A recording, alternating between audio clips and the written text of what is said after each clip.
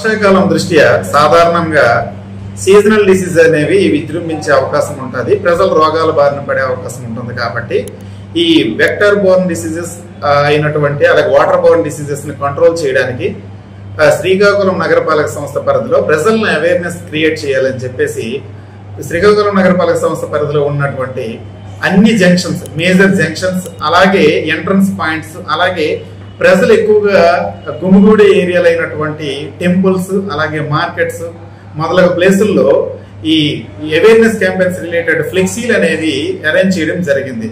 ముఖ్యంగా డెంగ్యూకి సంబంధించిన ఏ రకంగా డెంగ్యూ నివారణ చర్యలు తీసుకోవాలి, అలాగే స్టాప్ డయేరియా ప్రోగ్రామ్ సంబంధించినవి, అంటే సాధారణంగా చిన్నపిల్లలు 0 to 5 years చిన్నపిల్లల్లో ఎక్కువగా డయేరియా వచ్చి చనిపోయే అవకాశం ఉంటుంది. కాబట్టి దానికి ఎలాంటి జాగ్రత్తలు తీసుకోవాలనే విషయం మీద ఐఈసీ క్యాంపెయిన్స్ అనేవి నిర్వహించడానికి అన్ని జంక్షన్స్ లో కూడా మనం ఈ ఫ్లెక్సీలన్నీ పెట్టి ప్రజలకి అవగాహన కల్పించే విధంగా, తద్వారా మనకి సీజనల్ డిసీజెస్ ని ఎదుర్కొనే విధంగా, జబ్బులు బారిన పడకుండా ఉండే విధంగా మేము అరేంజ్ చేయడం జరిగిందండి. ఇది గౌరవ కలెక్టర్ గారు, మరి గౌరవ కమిషనర్ గారు, గౌరవ ఎమ్మెల్యే గారి ఈ సూచనల మేరకు, ఈ ఆదేశాల మేరకు ఇవన్నీ చేయించడం జరిగింది.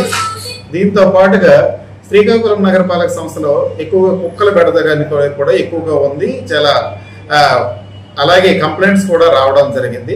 దానికి మనం Sneh animal welfare society Haryana వారి ద్వారా మనం కాజీపేట వద్ద ఉన్న ఏబీసీ సెంటర్లో ఆపరేషన్స్ అనేవి చేయించడం జరుగుతుంది. కాబట్టి ముఖ్యంగా ఇప్పటి వరకు 3500 కుక్కలకు ఆపరేషన్స్ అనేవి చేయించడం జరుగుతుంది. అలాగే వ్యాక్సినేషన్ కూడా చేయించడం జరుగుతుంది.